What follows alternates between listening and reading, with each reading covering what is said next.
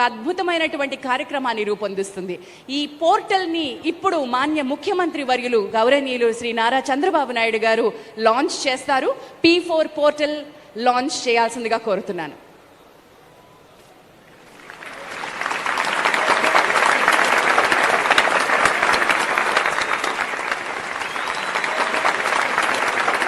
P4 portal కేవలం ఒకరికి ఇద్దరికి లేదా మన వేదిక మీద ఉన్నటువంటి మా మార్గదర్శులు చాలా పెద్ద పెద్ద వాళ్ళు, అటువంటి అంత స్థాయిలో ఉన్నటువంటి మార్గదర్శులు మాత్రమేనా అంటే కాదు. మీలో ఉన్న ఎందరో చేయూతను అందించవచ్చు. సమాజంలో మెట్లు ఎక్కి పైకి వచ్చిన ప్రతి ఒక్కరూ కూడా ఈ P4 పోర్టల్ని ఉపయోగించుకోవచ్చు, మరికొంతమందికి చేయూతనివ్వచ్చు అనేది ఈ పోర్టల్ యొక్క లక్ష్యం. ఏ ప్రభుత్వం కూడా ఇంత బలంగా ఎప్పుడు పూనుకోలేదు, చేసిన దాఖలాలు కూడా లేవు.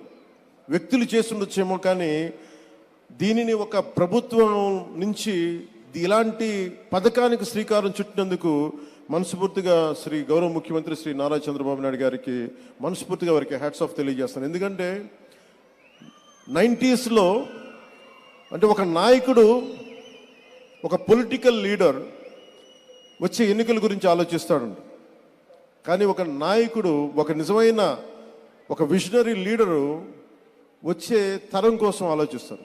అలాంటి వచ్చే తరం కోసం ఆలోచించగలిగే నాయకులే కాబట్టి ఈ రోజున గౌరవ ముఖ్యమంత్రి శ్రీ నారా చంద్రబాబు నాయుడు గారి వెంట మేమందరం ఎందుకున్నామంటే ఒక తరం కోసం ఆలోచించగలిగే వ్యక్తి.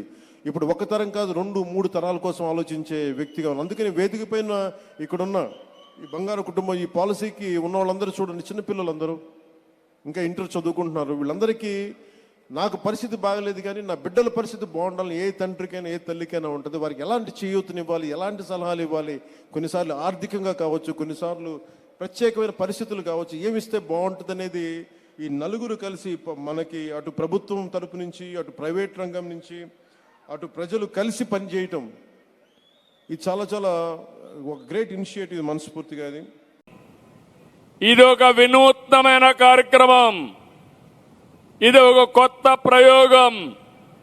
ఇంతవరకు చరిత్రలో ఇండియాలోనే కాకుండా ప్రపంచం మొత్తం కూడా అధ్యయనం చేశాను. అధ్యయనం చేసి డబ్బులుండే దాతలు దానాలు చేస్తున్నారు. ఈరోజు మీరు ఒక్కసారి చూస్తే ఏదైతే బిల్ గేట్స్ ఉన్నాడు, బిల్ గేట్స్ని మీరు చూస్తే 91, 92 ఆ ప్రాంతంలోనే కంపెనీ పెట్టాడు. ఇంటర్నెట్ రెవల్యూషన్ తీసుకొచ్చాడు. ప్రపంచం మొత్తం ఇంటర్నెట్ ద్వారా అనుసంధానం చేశాడు. దానివల్ల డబ్బులు వచ్చింది. ఒక స్థాయికి వచ్చిన తర్వాత నాకు డబ్బులు ముఖ్యం కాదు, ప్రజాసేవ ముఖ్యమని రాజకీయాల ద్వారా కాదు, బిల్ గేట్స్ ఫౌండేషన్ ద్వారా చేయాలని జీవితాన్ని అంకితం చేశాడు. అతని చేసే ప్రపంచంలో కుబేరుడైనటువంటి వారన్ బఫెట్ అయితే ఆయన డబ్బులు కూడా ఆయనకిచ్చి నాకు సమయం లేదు మీరు చేయమని ఇచ్చాడు. అదే మరి ప్రేమ్జీ ఉన్నారు,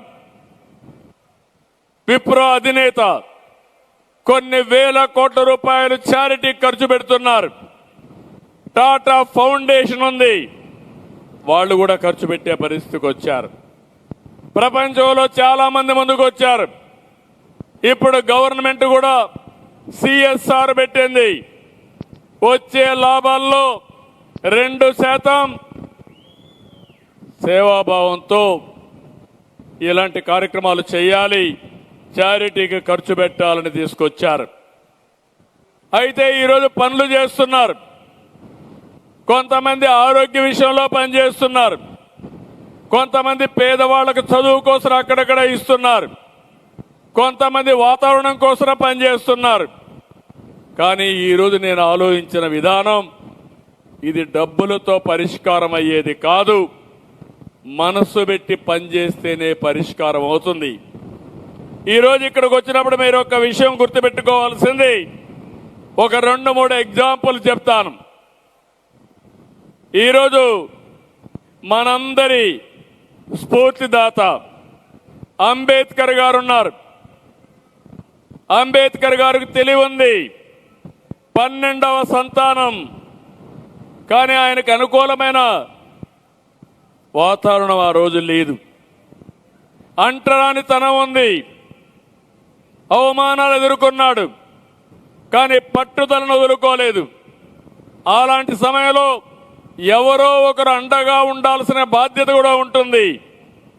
ఆ సమయంలో మీరు చూస్తే ఇతనిలో ఉండే మేధాశక్తిని గుర్తించి సాయాజీరావు మహారాజుని బరోడా రాజు ఆయనకు అండగా నిలుస్తాడు. అండగా నిలిచి ఆర్థికంగా కూడా సహాయం చేస్తాడు. ఆయన మీరు చూస్తే బాంబేలో ఎల్ఫిన్ స్టోన్ కళాశాలకు పోతే ఆ రోజుల్లో నెలకు 25 రూపాయలు ఇస్తాడు. ఆయన లండన్కు పోయి చదువుకోవాలంటే ఆ రోజుల్లో $11 నెలకిస్తాడు. ఆయన తిరిగి వస్తానే అకౌంట్ జనరల్ కార్యాలయంలో ప్రొబేషన్గా పెట్టుకుంటాడు.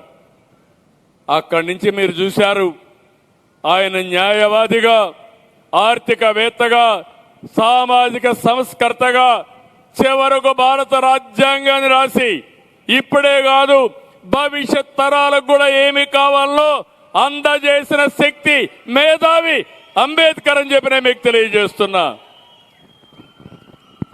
ఎందుకు నేను ఈ మాట వాడానంటే ఆ రోజు సాయాజీరావు చేసిన సహాయం, అంబేద్కర్ ఎదుగుదల ఒక్కసారి ఊహించుకోమని కోరుతున్నా. అలాంటి సహాయమే వీళ్ళు చేసే పరిస్థితి రావాలి. మాటలు కాదు, ఒకసారి డబ్బులు ఇవ్వడం కాదు, ఆ ఇండ్లల్లో ఉండి వాళ్ళ శక్తిని, వాళ్ళ యొక్క సృజనాత్మక